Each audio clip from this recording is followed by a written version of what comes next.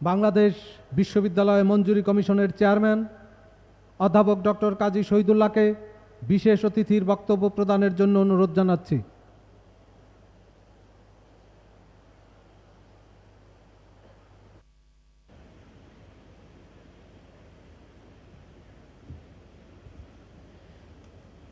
বিসমিল্লাহির রহমানির রহিম। ঢাকা বিশ্ববিদ্যালয়ের শতবর্ষ পূর্তি ও মহান স্বাধীনতার সুবর্ণ জয়ন্তী উদযাপনের উদ্বোধনী অনুষ্ঠানের প্রধান অতিথি গণপ্রজাতন্ত্রী বাংলাদেশের মহামান্য রাষ্ট্রপতি, ঢাকা বিশ্ববিদ্যালয়েরও মাননীয় চ্যান্সেলর জনাব মোহাম্মদ আব্দুল হামিদ, অনুষ্ঠানের সভাপতি ঢাকা বিশ্ববিদ্যালয়ের সম্মানিত vice chancellor professor doctor Mohammad Akhtaruzzaman,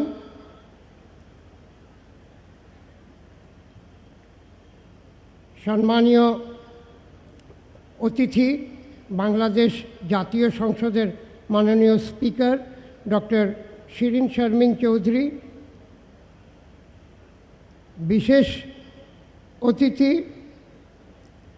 আমাদের শিক্ষা মন্ত্রণালয়ের মাননীয় মন্ত্রী ডক্টর দীপু মনি, পররাষ্ট্র মন্ত্রণালয়ের মাননীয় মন্ত্রী ডক্টর এ কে আব্দুল মোমেন,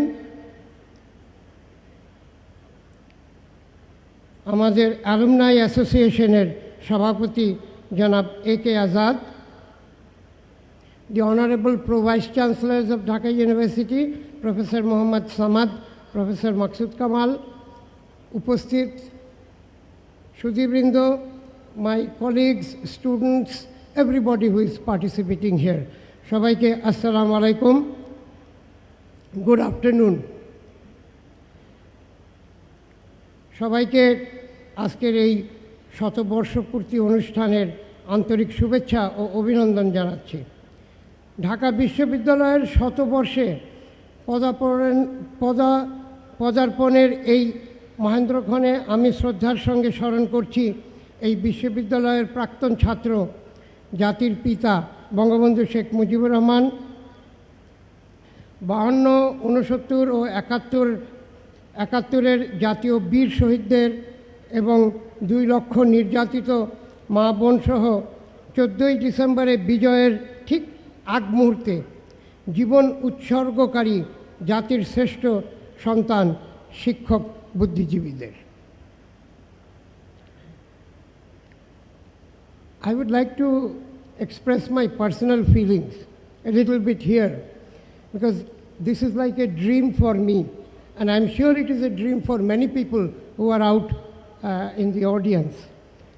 100 বছর একটা বিশ্ববিদ্যালয়ের এই সেলিব্রেশনে যে উপস্থিত থাকতে পারবো, এইটাই was a dream. তারপরে to be on the stage, on the dais, I have to pinch myself to believe that this is true. আল্লাহর কাছে অশেষ ধন্যবাদ এবং আমাদের সরকারের কাছেও ধন্যবাদ যে এই সময় এই সুযোগটা আমি পেয়েছি। অনেক উপাচার্য আসছে, অনেক চেয়ারম্যান আসছে, কিন্তু একটু এলিমেন্ট অফ লাক দরকার to be here today on this stage and to be present before this great audience. Bengali জাতির আশা আকাঙ্ক্ষা, স্বপ্ন ও মননের মূর্ত প্রতীক ঢাকা বিশ্ববিদ্যালয়। বাঙালির জীবনের এমন কোনো দিক বা বিষয় নেই যেখানে ঢাকা বিশ্ববিদ্যালয়ের ছোঁয়া বা প্রত্যক্ষ উপস্থিতি নেই। এতদ অঞ্চলের শিল্প, সাহিত্য, আন্দোলন, সংগ্রাম এবং রাজনীতিসহ সমাজের সর্বস্তরে ঢাকা বিশ্ববিদ্যালয়ের অবদান দেশে বিদেশে সমান স্বীকৃত। 1921 সালে ঢাকা বিশ্ববিদ্যালয় প্রতিষ্ঠিত হওয়ার পর থেকেই পড়ালেখা ও গবেষণার যেমন উজ্জ্বল গৌরবময় ভূমিকা রেখেছে, তেমনি আপামর জনসাধারণের চিন্তা ও মূল্যবোধ, ইতিহাস, ঐতিহ্য ও অর্থনৈতিক উন্নয়নে দিয়েছে সর্বোচ্চ গুরুত্ব। বুদ্ধির মুক্তির আন্দোলন বলি, ভারত উপমহাদেশের শৃঙ্খল মুক্তির কথা বলি, স্বাধীনতার কথা বলি, 52 ভাষা আন্দোলন, ছেষট্টির 6 দফা, 69-এর গণ অভ্যুত্থান কিংবা 71-এর মহান মুক্তিযুদ্ধ, সব কিছুরই সূতিকাগার আমাদের প্রিয় গর্বের ঢাকা বিশ্ববিদ্যালয়। I do not want to repeat about the achievements of Dhaka University. You are all familiar with it. মার কাছে মাসির গল্প করে কোনো লাভ নাই, আমি সময় নষ্ট করতে চাই না। আমি একটু অন্য দিকে একটু দৃষ্টি দিতে চাই। সেটা হচ্ছে যে the last 100 years, 1921 to 2021, nobody will disagree that this belonged to Dhaka University. এই 100 বছর ঢাকায় বিশ্ববিদ্যালয়ের যুগ ছিল এবং এই 100 বছরে আমরা তখনকার যে ট্র্যাডিশনাল আমাদের দেশের যে সর্বস্তরে যে ট্র্যাডিশন কালচারের যে সিচুয়েশন ছিল, সেটার একটা leadership, successful leadership Dhaka university has given. কিন্তু আমার প্রশ্ন হচ্ছে সবার কাছে, আগামী 100 বছর কি হবে? Will the next 100 years also belong to Dhaka University? That is the question I want to put to all of you. এই 100 বছরে কিন্তু আমরা অনেকটাই আনচ্যালেঞ্জড আসছি। 1921-এ ঢাকা ইউনিভার্সিটি, তারপরে প্রায় 32 বছর কোনো বিশ্ববিদ্যালয় আসে নাই। 1953-তে সম্ভবত রাজশাহী ইউনিভার্সিটি, 1966-এ পসিবলি চিটাগং ইউনিভার্সিটি, এবং দেশ স্বাধীনতার পরে আমরা 6টা বিশ্ববিদ্যালয় পাই। আজকে কিন্তু সেই চিত্র নাই। আজকে কিন্তু 50টার অধিক বিশ্ববিদ্যালয় খালি পাবলিক সেক্টরে। আজকে কিন্তু চাকরির ক্ষেত্রে গেলে আগে কিন্তু জিজ্ঞেস করা লাগতো না যে ভাই আপনি কোন ইউনিভার্সিটিতে পড়ছেন। এখন কিন্তু আস্তে আস্তে অন্যান্য বিশ্ববিদ্যালয়ের প্রোডাক্টরা naturally they are also making an entry. তো আমাদেরকে এখন আমি মনে করি ঢাকা বিশ্ববিদ্যালয় কর্তৃপক্ষকে এবং আমাদেরকে in general we have to change our mindset.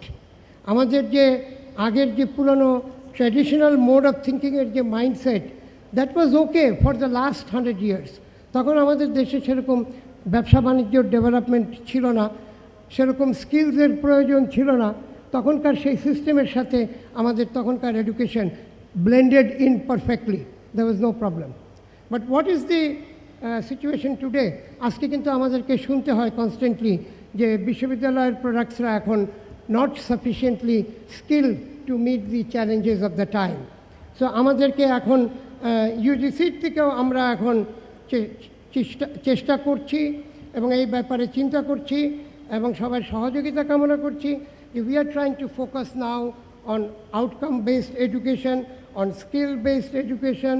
We want to focus on quality research, on academy industry collaboration, যেটা আমাদের দেশে উচ্চশিক্ষার একটা উইক স্পট। এখানে কিন্তু এখন this is the time for us to think in these lines. এবং এই লাইনে যদি আমরা চিন্তা না করি তাহলে কিন্তু আমাদের লিডারশিপ ধরে রাখতে মুশকিল হবে। এখন কিন্তু অনেক স্পেশালাইজড পাবলিক ইউনিভার্সিটিসও চলে আসছে। আগে খালি বুয়েট ছিল, এখন খালি বুয়েট নাই, এখন অনেক ইউনিভার্সিটি আসছে। তা আমি এর জন্যে বলবো যে আমাদের সবাইকে বলবো যে এখানে আমাদের প্রত্যেকের কন্ট্রিবিউশন দরকার। We have to upgrade our academic থিঙ্কিংটা, প্রসেসটা, কোয়ালিটি এডুকেশনটারই এখন এমফাসাইজ করতে হবে। I have no doubt that the leadership for the next 100 years will also belong to Dhaka university, there is no doubt, ইনশাল্লাহ। কিন্তু এখানে আমাদেরও কিছু কন্ট্রিবিউশন থাকতে হবে। এখানে আমি মনে করি যে alumni also has a strong role to play. আজকে এখানে অ্যালুমনাই আছে, we talk about Harvard, we talk about Stanford, কিন্তু ওই সব ইউনিভার্সিটির স্ট্রেংথ হচ্ছে alumni. Alumni makes a major contribution ওই ইউনিভার্সিটির ডেভেলপমেন্টে। আমাদের ইউনিভার্সিটিতে আগে অ্যালুমনাই ছিলই না, এই লাস্ট 20 yearsের ডেভেলপমেন্ট হচ্ছে এই অ্যালুমনাই। তো আমরা আশা করব যে আমাদের অ্যালুমনাইও আরও জোরদারভাবে এই দিকে কন্ট্রিবিউট করবে এবং আমাদেরকে সর্বস্তরে গাইডলাইন্স দিবে এবং ঢাকা ইউনিভার্সিটিকে আরও গ্রেটার হাইটসে নিয়ে যেতে তাদের ভূমিকা রাখবে। আমি শেষ করার আগে খালি একটু বলবো যে এই ধরনের গ্যাদারিংয়ে I become nostalgic. It takes me back to my days as a student. আমি কিন্তু অত্যন্ত ফর্চুনেট। আজকে যখন আমরা 100 বছর ঢাকা ইউনিভার্সিটির সেলিব্রেট করি, আমার ইতিহাস বিভাগের আজকে 100 বছর। এবং আমার নিজের পার্সোনাল লাইফে I have completed 50 years with Dhaka university. আমি 1969-এ ছাত্র হিসেবে ঢাকা ইউনিভার্সিটিতে ঢুকি, আর 2019 সালে আমি ঢাকা ইউনিভার্সিটির থেকে ইউজিসিতে আসি। আমার entire life is here. So as you can understand, 100 বছর পরে যখন আবার সেলিব্রেশন হবে 200 বছরের, আমি এখানে উপস্থিত না থাকলেও উপর থেকে আমার আশীর্বাদ অবশ্যই থাকবে for this great university and my alma matter.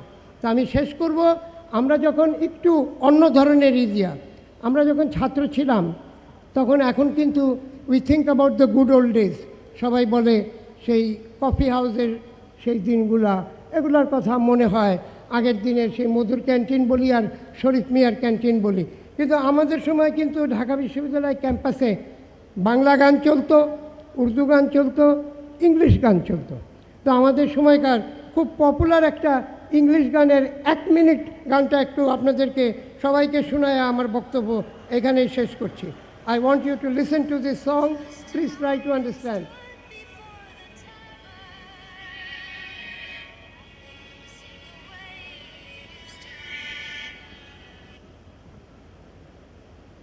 I don't know, I'm not very good at this, but still, let's see.